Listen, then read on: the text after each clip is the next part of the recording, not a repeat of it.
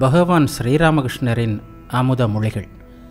சனிக்கிழமை அக்டோபர் 18, 1884. அமாவாசை, காளி பூஜை நாள். இரவு 10-11 மணி அளவில் காளி பூஜை தொடங்கவிருந்தது. இந்த அமாவாசை காரிருள் வேளையில் குருதேவரை தரிசிப்பதற்காக சில பக்தர்கள் பகலிலேயே வந்துவிட்டனர். இரவு சுமார் 8 மணிக்கு தனியாக வந்து சேர்ந்தார். காளி கோவிலில் விழா ஏற்பாடுகள் தொடங்கிவிட்டிருந்தன. தோட்டத்தில் ஆங்காங்கே விளக்குகள் பிரகாசித்தன. கோவில் விளக்குகளின் ஒளியால் அழகுடன் திகழ்ந்தது. இசை வாத்தியங்கள் முழங்கிக் கொண்டிருந்தன. வேலையாட்கள் பரபரப்புடன் எங்குமங்குமாக ஓடியாடி வேலை செய்து கொண்டிருந்தனர். அன்று ராணி ராசமணி கட்டிய காளி கோவிலில் பூஜை நிகழும். பின்னிரவில் யாத்ரா நடைபெறும் என்பது தட்சிணேஸ்வர மக்களுக்கு தெரிந்திருந்தது. சிறியவர்களிலிருந்து பெரியவர்கள் வரை கிராமவாசிகள் அன்னையை வணங்கி வழிபட திரள் திரளாக வந்தபடி இருந்தனர். பிற்பகலில் ராஜநாராயணரின் தேவி மகாத்மிய பாடல் நிகழ்ச்சி நடைபெற்றது. பக்தர்கள் சூழ குருதேவர் பிரேமானந்தத்துடன் பாடல்களை கேட்டார். இரவில் காளி பூஜை நடக்கவிருந்தது. குருதேவர் ஆனந்தத்தில் மூழ்கியவராக இருந்தார்.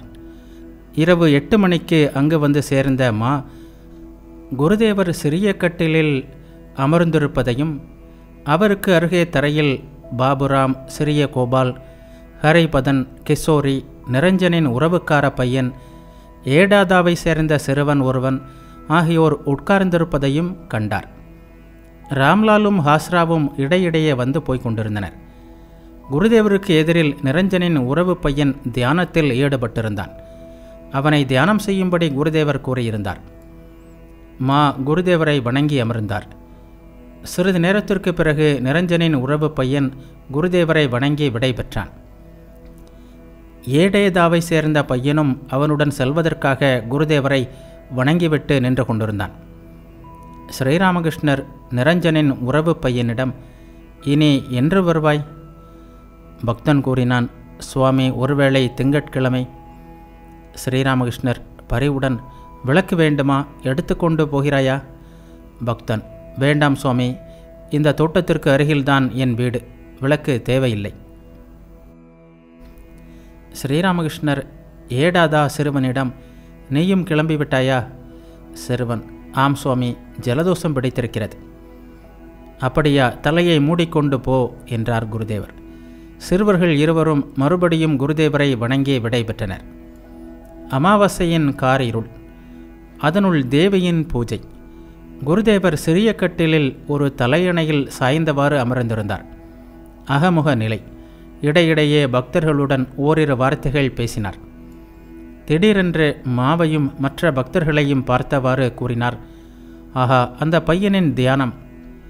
என்ன தியானம் அல்லவா? ஹரிபதன் கூறினான், ஆம் சுவாமி, கட்டை போல் இருந்தான். ஸ்ரீராமகிருஷ்ணர் கிஷோரியிடம், அந்த பையனை தெரியுமா? நிரஞ்சனுக்கு ஒரு வகையில் சகோதரன் உறவு. மறுபடியும் எல்லோரும் மௌனமாக இருந்தனர். ஹரிபதன் குருதேவருக்கு பாத சேவை செய்து கொண்டிருந்தான். மாலையில் தேவி மகாத்மிய பாடல்களை கேட்டிருந்தார் குருதேவர்.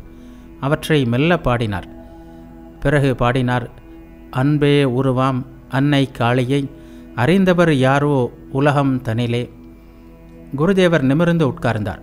காளி பூஜை நாள், அதனால் அவளை பற்றி பாடினார்.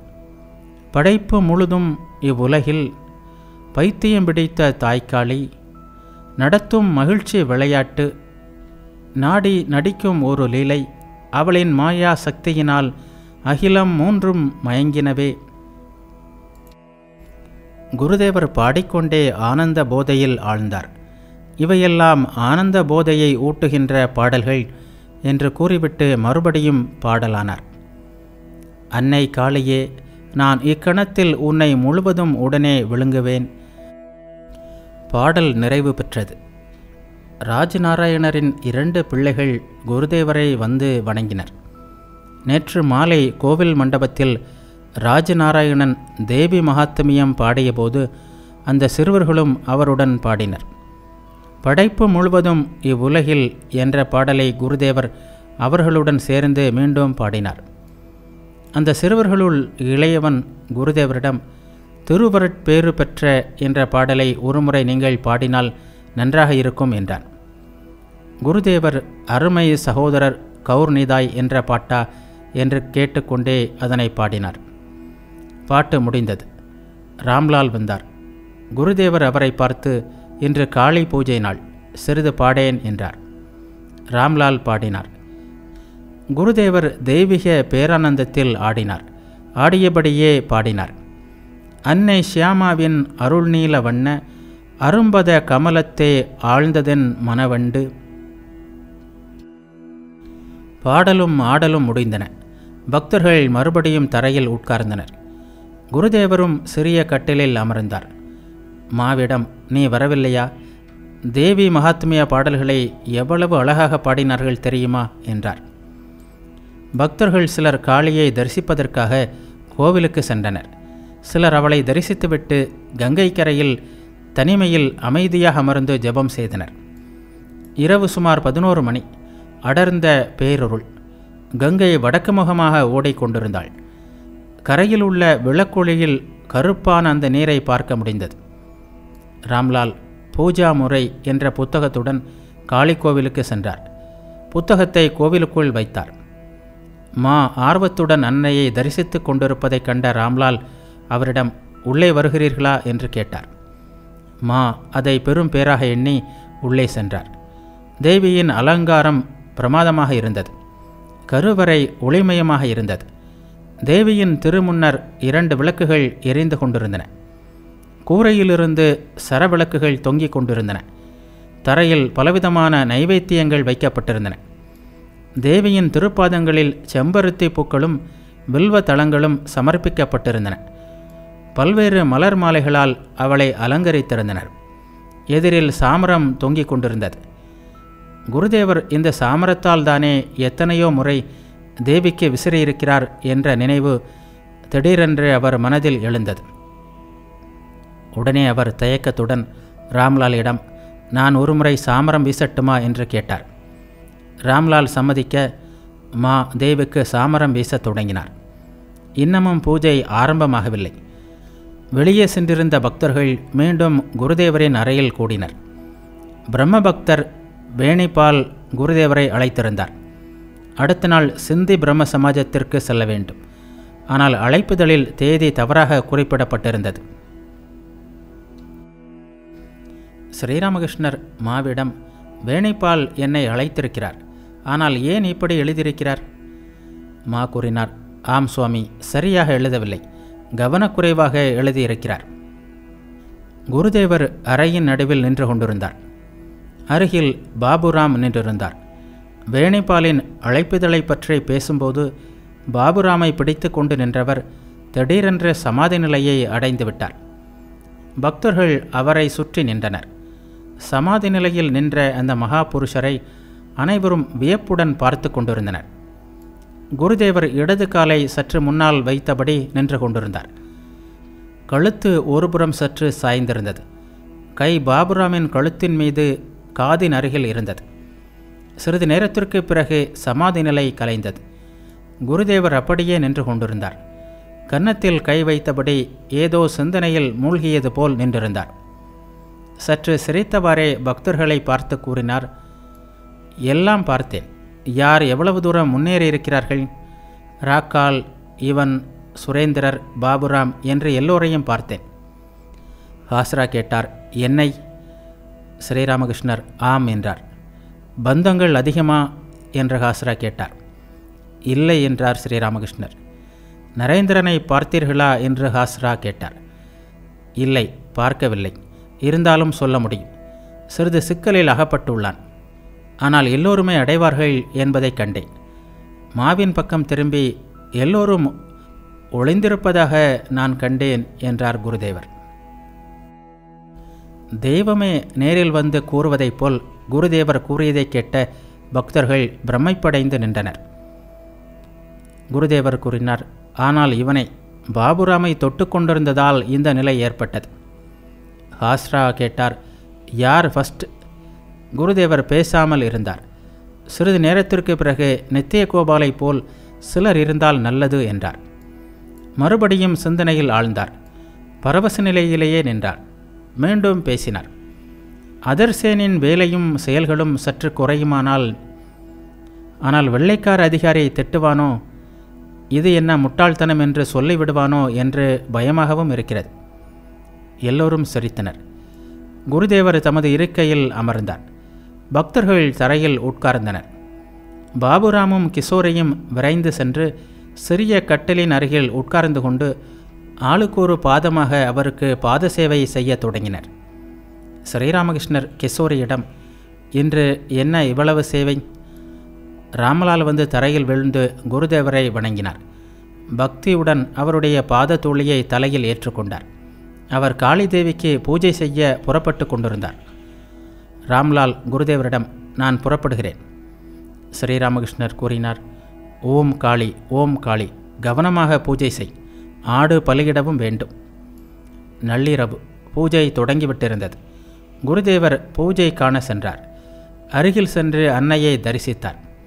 அப்போது பலியிடும் வேளை. பக்தர்கள் கூடியிருந்தனர். கட்டி வைத்திருந்த ஆட்டை தேவிக்கு அர்ப்பணித்த பிறகு பலிபீடத்திற்கு அழைத்து சென்றனர். குருதேவர் அறைக்கு திரும்பிவிட்டார். உயிர் பலியை அவரால் பார்க்க முடியாது. இரவு 2 மணி வரை ஓரிரு பக்தர்கள் காளிக்கோவிலில் இருந்தனர். ஹரிபதன் அங்கு வந்து, வாருங்கள், அவர் கூப்பிடுகிறார், உணவு தயாராக இருக்கிறது என்றார். பக்தர்கள் பிரசாதத்தை உண்டனர். பிறகு கிடைத்த இடத்தில் ஆங்காங்கே படுத்து கொண்டனர். பொழுது புலர்ந்தது. தேவிக்கு மங்கள ஆரத்தி நிறைவுற்றது. காளிக்கோவிலின் முன்னால் உள்ள மண்டபத்தில் யாத்ரா நடந்து கொண்டிருந்தது. தேவியும் கேட்டு கொண்டிருந்தாள். யாத்ரா காண்பதற்காக குருதேவர் பெரிய முற்றத்தின் வழியாக வந்தார். மா அவருடன் வந்தார். விடைபெற்று செல்ல இருந்தார். நீ ஏன் இப்போதே போக வேண்டும் என்று குருதேவர் கேட்டார்.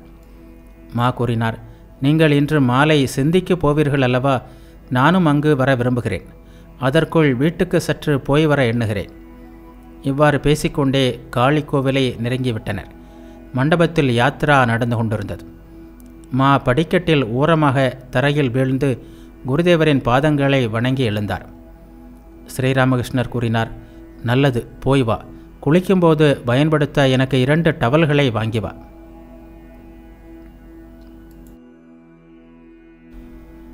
பகவான் ஸ்ரீராமகிருஷ்ணரின் அமுத மொழிகள். சிந்தி பிரம்ம சமாஜத்தில் ஞாயிறு அக்டோபர் 19, 1884. பிரம்ம சமாஜ பக்தர்கள் சிந்தி பிரம்ம சமாஜத்தில் கூடினர். வேணி மாதவபாலின் அழகிய தோட்ட வீட்டில் சரத்கால பிரம்ம சமாஜ விழா கொண்டாடப்படுகிறது. காலை பிரார்த்தனை முதலியவை நிறைவுற்றன.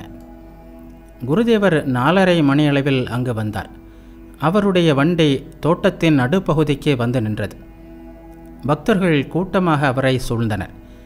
முற்றத்தில் வழிபாட்டு மேடை அமைந்திருந்தது. எதிரில் வராந்தா. அங்கே குருதேவர் உட்கார்ந்தார். பக்தர்கள் அவரை சுற்றி அமர்ந்தனர். விஜயர், திரைலோக்கியர் முதலான பிரம்ம சமாஜ பக்தர்களும் அங்கு இருந்தனர். சமாஜத்தை சேர்ந்த உதவி நீதிபதி ஒருவரும் இருந்தார். விழாவின் காரணமாக சமாஜ அறை மிகுந்த பொலிவுடன் திகழ்ந்தது. ஆங்காங்கே பல வண்ண கொடிகள் கட்டப்பட்டிருந்தன. வீட்டு மாடியிலும் ஜன்னல்களிலும் கட்டப்பட்டிருந்த இலை தோரணங்கள் அங்கே உண்மையிலேயே மரங்கள் நிற்பது போன்ற பிரமையை ஏற்படுத்தின. எதிரே காணப்பட்ட குளத்தின் தெளிந்த நீரில் மாசு மறுவற்ற சரத்கால நீலவனம் பிரதிபலித்தது. தோட்டத்தில் உள்ள பல வண்ண பாதைகளின் இரு புறங்களிலும் வரிசையாக நின்ற மரங்களில் மலர்களும் கனிகளும் கண்கொள்ளாத காட்சியாக இருந்தது. அன்று பக்தர்களுக்கு குருதேவரின் திருவாயிலிருந்து வருகின்ற வேத துவனியை கேட்கும் வாய்ப்பு மீண்டும் கிடைத்தது. எந்த துவனி பண்டைய காலத்தில் இந்திய ரிஷிகளின் திருவாயிலிருந்து வேத வடிவில் வெளிவந்ததோ அந்த துவனி மீண்டும் ஒரு முறை மனித உருவில் வந்த முற்றும் துறந்த முனி புங்கவரும், பிரம்மத்தில் ஒன்றிய உயிரை கொண்டவரும், உலக உயிர்களின் துன்பங்களைக் கண்டு கசிந்து உருகியவரும், பக்தவச்சலரும், பக்தியை அவதரித்து வந்தது போன்றவரும், இறையன்பில் திளைத்தவருமான இயேசுநாதரின் திருமொழிகளாக அவரது படிப்பு வாசனையற்ற 12 சம்படவ சீடர்களுக்காக கூறப்பட்டதோ, எந்த துவனி புண்ணிய தலமாகிய குருஷேத்திரத்தில் பூரண பிரம்மமாகிய ஸ்ரீகிருஷ்ணரின் அமர வாக்குகளாக பகவத்கீதை என்ற வடிவில் வெளிப்பட்டதோ, எந்த துவனி அர்ஜுனனுக்கு தேரோட்டியாக மனித உருவில் வந்திருந்த சச்சிதானந்த குருவின் இடி போன்ற கம்பீரமான குரலிலிருந்து பெருக்கெடுத்ததோ, பணிவோடும் ஏக்கத்தோடும் வணங்கி நின்ற அர்ஜுனனால் கேட்கப்பட்டதோ, அதே தேவதுவனியை கேட்கும் வாய்ப்பு அவர்களுக்கு அன்று கிடைத்தது. குருதேவர் ஆசனத்தில் அமர்ந்தார். நன்றாக அலங்கரிக்கப்பட்ட வழிபாட்டு மேடையை தலைகுனிந்து வணங்கினார். அங்கே ஆன்மீக சொற்பொழிவு நடைபெற இருந்ததால் அந்த மேடையை ஒரு புண்ணிய தலமாக கண்டார் போல். அங்கே இறைவனை பற்றிய பேச்சு நிகழ இருந்ததால் எல்லா புண்ணிய தலங்களும் அங்கே சங்கமமாகி இருந்ததை அவர் கண்டிருக்க வேண்டும். நீதிமன்றத்தை கண்டதும் வழக்கும் நீதிபதியும் நினைவிற்கு வருவது போல் ஹரி கதை நடக்கவிருந்த இடத்தை கண்டதும் அவருக்கு இறைவனை பற்றிய உணர்வு மேலிட்டது. திரைலோக்கியர் பாடத் தொடங்கினார். ஸ்ரீராமகிருஷ்ணர் திரைலோக்கியரிடம், அப்பனே, உனது அந்த அற்புத பாட்டு பித்தனாய் ஆக்கிவிட வேண்டும் என்ற அந்த பாட்டை பாடேன். திரைலோக்கியர் பாடினார். பித்தனாய் ஆக்கிவிட வேண்டும் அம்மா இந்த பேதையை, பிரம்மமய பொருளே. பாடலை கேட்டபடியே குருதேவர் பரவசத்தில் ஆழ்ந்தார். அப்படியே சமாதியில் மூழ்கினார். மகத் தத்துவத்தை கடந்து 24 தத்துவங்களையும் கடந்து எல்லா தத்துவங்களுக்கும் அப்பாற்பட்டதாக விளங்கும் தத்துவத்தை தன்னுள் தாம் காண்பது என்ற நிலையில் திளைத்திருந்தார். கர்மேந்திரியம், ஞானேந்திரியம், மனம், புத்தி, அகங்காரம் எல்லாம் ஒடுங்கிவிட்டன. உடல் மட்டும் தீட்டப்பட்ட சித்திர பாவையைப் போல் அசைவின்றி இருந்தது. முன்பொரு சமயம் பாண்டவர்களின் நாதனான ஸ்ரீ கிருஷ்ணரின் இதுபோன்ற நிலையை கண்ட பாண்டவ சகோதரர்கள் அவரிடம் ஒன்றி போனவர்களாய் அழுதனர். அப்போது மனிதகுலத்திற்கே பெருமை தேடி தந்த பீஷ்ம பிதாமகர் தமது இறுதி காலத்தில் அம்பு படுக்கையில் படுத்து தெய்வ தியானத்தில் மூழ்கியிருந்தார். குருஷேத்திர யுத்தம் முடிந்துவிட்டிருந்தது. அந்த நாட்கள் உண்மையில் அழவேண்டிய நாட்களாகத்தான் இருந்தன. ஸ்ரீ கிருஷ்ணரின் இந்த சமாதி நிலையை புரிந்து கொள்ள இயலாத பாண்டவர்கள் அழுதார்கள். அவர் உடலை உகுத்துவிட்டார் என்றே எண்ணி கலங்கினர். இந்த தெய்வ பேருணர்வு நிலை மிக ஆழமானது. இந்த நிலையில் இருப்பவர்கள் குடிகாரனைப் போல் என்னென்னவோ பேசுவார்கள். சிறிது நேரம் சென்றதும் குருதேவருக்கு சிறிது புற உணர்வு வந்தது. பரவச நிலையிலேயே பிரம்மசமாஜ அன்பர்களிடம் அவர் பேசினார். பிறகு பரவச நிலையிலிருந்து சிறிது சிறிதாக இறங்கி வந்து கடைசியில் முன்பிருந்த சாதாரண நிலையை அடைந்தார். ஸ்ரீராமகிருஷ்ணர் பரவச நிலையில், அம்மா, எனக்கு மதுவின் ஆனந்தம் வேண்டாம், நான் அதை விரும்பவில்லை. சித்தியை சாப்பிடுவேன். சித்தி என்பது இறை அனுபூதிதான். அஷ்ட சித்திகள் எல்லாம் சித்திகள் அல்ல, அனிமா, மகிமா முதலியவை. இந்த சித்திகளை பற்றி கிருஷ்ணர் அர்ஜுனனிடம், தம்பி, அஷ்டசித்திகளில் ஒன்றாவது இருப்பவன் என்னை அடைய மாட்டான் என்பதை அறிந்து கொள் என்றார். ஏனெனில் சித்திகள் இருந்தால் ஆணவம் இருக்கும்.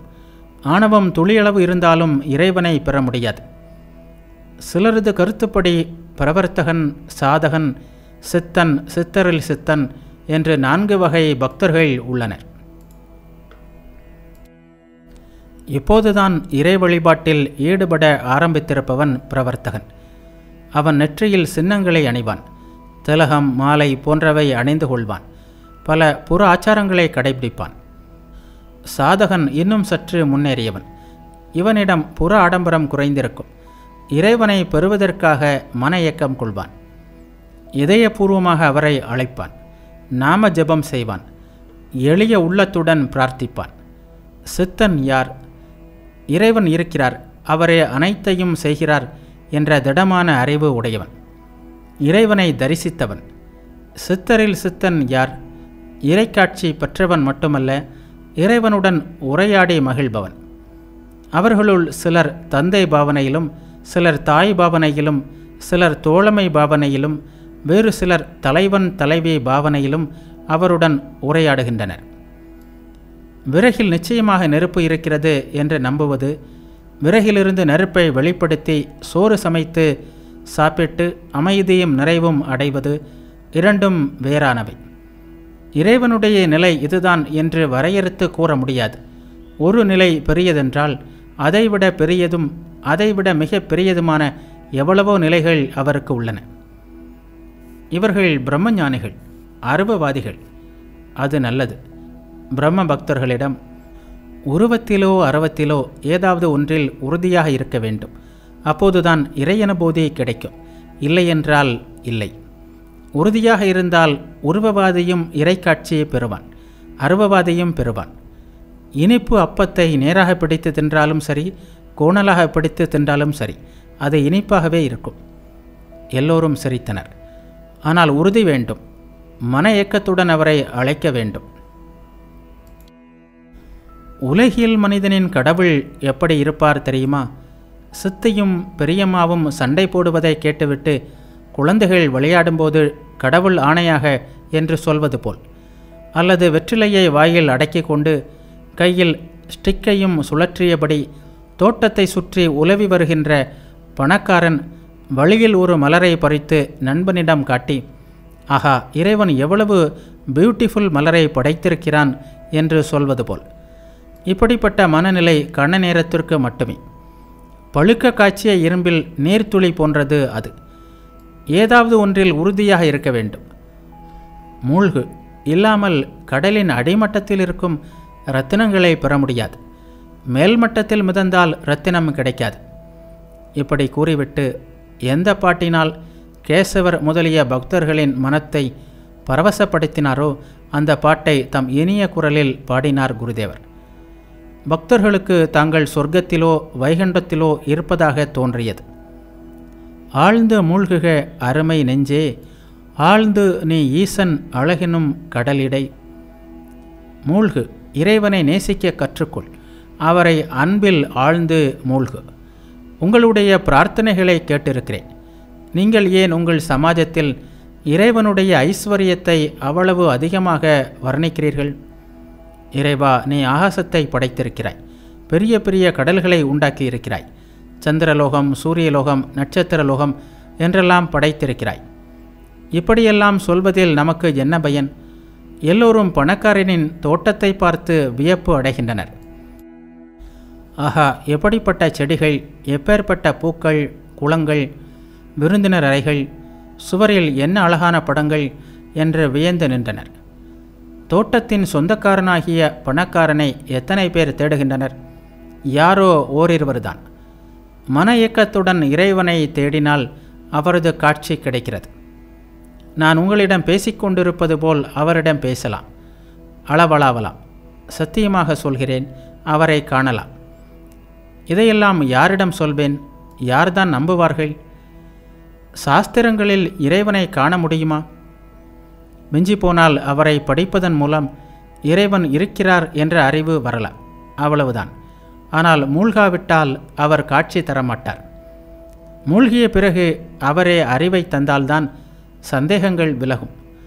1000 நூல்களை படிக்கலாம், ஆயிரக்கணக்கான ஸ்லோகங்களை சொல்லலாம். மன ஏக்கத்துடன் அவருள் மூழ்காவிட்டால் அவரை பற்றி பிடிக்க முடியாது. வெறும் புலமையினால் மனிதர்களை மயக்கலாமே தவிர இறைவனை மயக்க முடியாது. சாஸ்திரங்கள், நூல்கள் இவற்றால் என்ன செய்ய முடியும்? அவரது அருள் இல்லாமல் ஒன்றும் நடக்காது. எதனால் அவரது அருள் கிடைக்குமோ அதற்காக பாடுபடுங்கள். அருள் உண்டானால் அவரது காட்சி கிடைக்கும். அவர் உங்களுடன் பேசுவார்.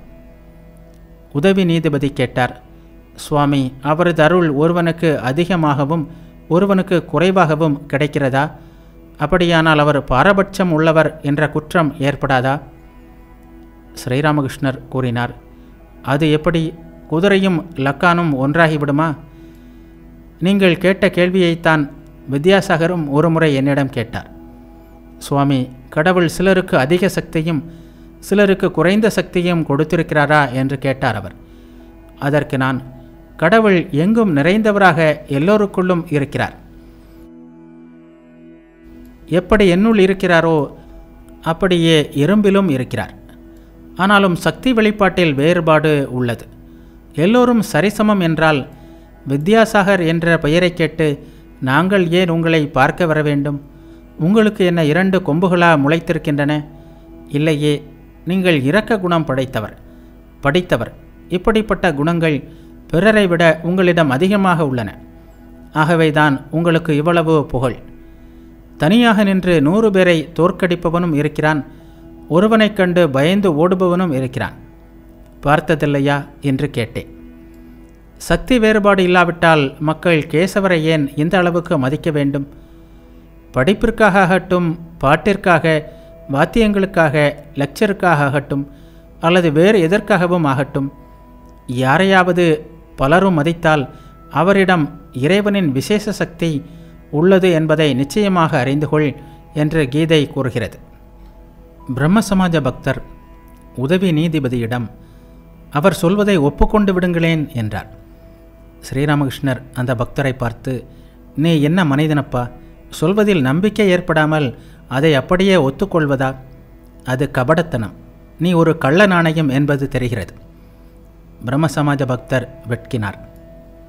உதவி நீதிபதி கேட்டார், சுவாமி, குடும்ப வாழ்க்கையை விட வேண்டுமா? ஸ்ரீராமகிருஷ்ணர் கூறினார், வேண்டாம். ஏன் விட வேண்டும்? குடும்பத்தில் இருந்து கொண்டே சாதிக்க முடியும். ஆனால் முதலில் சில நாட்கள் தனிமையில் இருக்க வேண்டும். தனிமையில் தங்கி இறைவனை குறித்து சாதனைகள் செய்ய வேண்டும். வீட்டுக்கு அருகில் ஓர் அறை தயார்படுத்த வேண்டும். சாப்பிட மட்டும் வீட்டிற்கு ஒரு முறை போய் வருவதென்று வைத்து கொள்ள வேண்டும். கேசவர், பிரதாப் முதலியோர், சுவாமி, நாங்கள் ஜனகரை போன்றவர்கள் என்று கூறினார்கள். அதற்கு நான், வாயினால் ஜனகராஜா என்று சொல்லிவிட்டால் ஜனகராகிவிட முடியாது. ஜனகர் தலைகீழாக நின்று தனிமையில் எவ்வளவோ தவம் செய்திருக்கிறார். நீங்கள் சிறிதாவது செய்யுங்கள், அப்போது ஜனகராஜா ஆகலாம். ஒருவனுக்கு மளமளவென்று ஆங்கிலம் எழுத முடிகிறது. அதை அவன் என்ன ஒரே நாளிலா கற்றுக்கொண்டான்? அவன் ஏழையாக இருக்கலாம். ஒருவர் வீட்டிலே தங்கி சமையல் வேலை செய்தான். 2 கவளம் சாப்பிட்டுவிட்டு பல சிரமங்களுக்கு இடையில் எழுத படிக்க கற்றுக்கொண்டிருக்கலாம். அதனால்தான் இப்போது மளமளவென்று எழுதுகிறான் என்றேன். கேசவரிடம் கூறினேன், தனிமையில் சென்று தங்காவிட்டால் நீண்ட நாளைய நோய் எவ்வாறு குணமடையும்? நோயோ கடும் காய்ச்சல். அந்த நோயாளி இருக்கும் அறையிலேயே ஊறுகாயும் புளியும் தண்ணீர் ஜாடியும் வைத்தால் நோய் எப்படி குணமாகும்? ஊறுகாய், புளி என்று சொல்லும்போதே என் நாக்கில் நீர் ஊறுவதை பார். எல்லோரும் சிரித்தனர். எதிரிலேயே இருந்தால் என்ன நடக்கும்? அது உங்கள் எல்லோருக்கும் தெரிந்ததுதான். ஆண்களுக்கு பெண்கள்தான் இந்த ஊறுகாயும் புளியும். இன்ப நுகர்ச்சி நாட்டம்தான் தண்ணீர் ஜாடி. இன்ப தாகத்திற்கு முடிவே இல்லை. இதில் இந்த பொருட்கள் நோயாளியின் அறையிலேயே. கடும் காய்ச்சல் குணமாகுமா? சில நாட்களுக்கு ஊறுகாயோ புளியோ தண்ணீர் ஜாடியோ இல்லாத வேறு அறையில் தங்க வேண்டும். பிறகு காய்ச்சல் குணமான பிறகு மறுபடியும் பழைய அறைக்கு வந்தாலும் பயமில்லை. இறையனுபூதி பெற்ற பிறகு குடும்ப வாழ்க்கையில் ஈடுபட்டாலும் காமினி காஞ்சனம் எதுவும் செய்ய முடியாது. அப்போது ஜனகரைப் போல் பற்றற்று இருக்க முடியும். ஆனால் ஆரம்பத்தில் எச்சரிக்கையாக இருக்க வேண்டும். தனிமையில் இருந்து அதிக சாதனை செய்ய வேண்டும். அரச மரம் கன்றாக இருக்கும்போது அதை சுற்றி வேலி அமைக்கிறோம். இல்லாவிட்டால் ஆடு மாடுகளால் கேடு நேரும். ஆனால் அதன் தடி பொறுத்துவிட்டால் வேலி தேவையில்லை.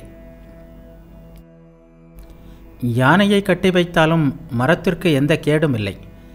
தனிமையில் சாதனை செய்து இறைவனின் தாமரை பாதங்களில் பக்தியை பெற்று ஆற்றலை அதிகரித்து கொண்டு வீடு திரும்பு. குடும்பம் நடத்து. அப்போது காமினி காஞ்சனம் உன்னை ஒன்றும் செய்யாது. பாலை உரை குத்தி தனி இடத்தில் வைத்து வெண்ணெய் எடுக்க வேண்டும். ஞானம், பக்தி என்ற வெண்ணெயை மனம் என்ற பாலிலிருந்து ஒரு முறை எடுத்துவிட்டால் பிறகு குடும்பம் என்ற தண்ணீரில் அதை போட்டாலும் அது ஒட்டாமல் மிதக்கும். ஆனால் அதே மனத்தை பக்குவப்படுத்தாத நிலையில், அதாவது பாலாக இருக்கும் நிலையில் குடும்பமாகிய தண்ணீரில் வைத்தால் பால் தண்ணீருடன் கலந்துவிடும். அந்த நிலையில் மனம் பற்றற்று மிதக்க முடியாது. குடும்பத்தில் இருந்து கொண்டே இறையனுபூதி பெற வேண்டுமானால் ஒரு கையினால் இறைவனின் திருவடி தாமரைகளை பிடித்துக்கொள், மற்றொரு கையினால் கடமைகளை செய். கடமைகளிலிருந்து ஓய்வு கிடைக்கும்போது இரு கைகளாலும் இறைவனின் திருவடிகளை பற்றி கொள்ளலாம். அப்போது தனிமையில் வாழ்ந்து முற்றிலும் இறைவனை பற்றிய சிந்தனையிலும் சேவைகளிலும் ஈடுபட முடியும். உதவி நீதிபதி மகிழ்ச்சியுடன், சுவாமி, இது மிகவும் அற்புதமான பேச்சு. தனிமையில் சாதனைகள் செய்ய வேண்டும், சந்தேகமில்லை. ஆனால் இதைத்தான் நாங்கள் மறந்து விடுகிறோம். ஒரே அடியாக ஜனகராக ஆகிவிட்டதாக நினைக்கிறோம். குருதேவரும் மற்றவர்களும் சிரித்தனர். குடும்பத்தை துறக்க வேண்டிய தேவையில்லை, வீட்டில் இருந்து கொண்டும் இறைவனை பெறலாம். இதை கேட்கும்போதே எங்களுக்கு அமைதியும் ஆனந்தமும் ஏற்படுகிறது. ஸ்ரீராமகிருஷ்ணர் கூறினார், நீங்கள் ஏன் துறக்க வேண்டும்? போர் செய்தே தீர வேண்டும் என்னும்போது கோட்டைக்குள் இருந்து கொண்டே போரிடுவது நல்லது. புலன்களுடன் போரிட வேண்டும், பசி தாகம் இவற்றுடன் போரிட வேண்டும். இந்த போர்களை குடும்பத்திற்குள் இருந்து கொண்டு செய்வது நல்லது. கலியுகத்தில் வாழ்க்கை உணவையே ஆதாரமாக கொண்டுள்ளது. உணவுக்கு வழியில்லாமல் போனால் கடவுள் எல்லாம் பறந்துவிடும். ஒருவன் தன் மனைவியிடம், நான் குடும்பத்தை துறக்கப் போகிறேன் என்றான். அவனது மனைவி சிறிது ஞானமுடையவள். அவள் அவனிடம், நீங்கள் ஏன் சுற்றி எழைய வேண்டும்? வயிற்றுப்பாட்டிற்காக 10 வீடு ஏறி இறங்க வேண்டியதில்லை என்றால் போங்கள். அப்படி சுற்ற நேருமானால் அதைவிட இங்கே ஒரே வீட்டில் இருப்பது நல்லது என்றாள். நீங்கள் ஏன் குடும்ப வாழ்க்கையை விட வேண்டும்? வீட்டில் இருப்பது அதிக சௌகரியமானதும் கூட. சாப்பாட்டிற்காக கவலைப்பட வேண்டியதில்லை. மனைவியுடன் வசிக்கலாம், அதில் குற்றமில்லை. உடம்பை காப்பாற்றிக் கொள்வதற்கு வேண்டியது அருகிலேயே கிடைக்கும். நோய் வந்தால் சேவை செய்ய அருகிலேயே ஆட்கள் இருப்பார்கள். ஜனகர், வியாசர், வசிஷ்டர் எல்லாம் ஞானம் பெற்ற பிறகு குடும்பத்தில் வாழ்ந்தார்கள். இவர்கள் 2 வாள்களை சுழற்றினார்கள். ஒரு வாள் ஞானம், மற்றொன்று கர்மம். உதவி நீதிபதி கூறினார், சுவாமி, ஞானம் கிடைத்துவிட்டதை எப்படி அறிந்து கொள்வது? ஸ்ரீராமகிருஷ்ணர் கூறினார், ஞானம் கிடைத்தால் இறைவனை தொலைவில் காண மாட்டீர்கள். அதன் பிறகு அவர் ஆக இருக்க மாட்டார், இவர் ஆகிவிடுவார். இதய நடுவில் அவரை காண முடியும். அவர் எல்லோருக்குள்ளும் இருக்கிறார். தேடுபவன் அடைகிறான். உதவி நீதிபதி கூறினார், சுவாமி, நான் பாவி, அவர் என்னுள் இருக்கிறார் என்று எப்படி சொல்வேன்? ஸ்ரீராமகிருஷ்ணர் கூறினார், பாவம் பாவம் என்று புலம்புவதே உங்களுக்கு வழக்கமாகிவிட்டது. இதுதான் கிறிஸ்தவ மதமா? ஒருவன் எனக்கு ஒரு புத்தகம், பைபிள் கொடுத்தான். அதை படிக்க சொல்லி சிறிது கேட்டேன். இதே கதைதான். பாவம் பாவம் பாவம்.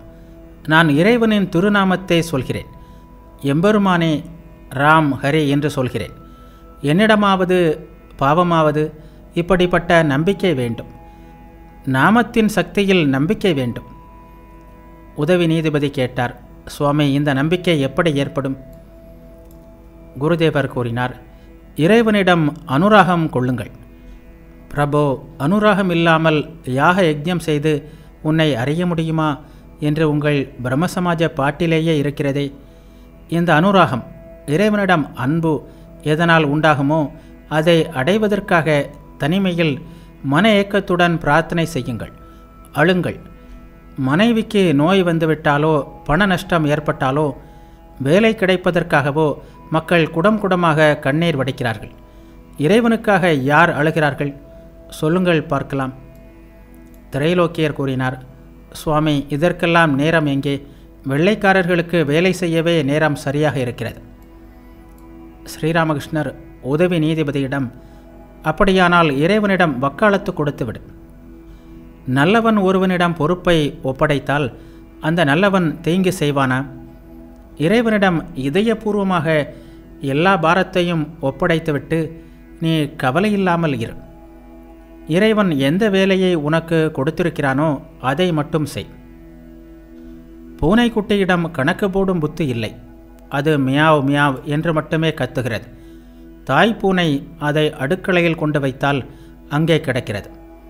மியாவ் மியாவ் என்று கூப்பிட மட்டும் செய்கிறது. தாய் பூனை எஜமானின் மெத்தை மீது வைத்தாலும் அதே கதைதான், மியாவ் மியாவ் தான்.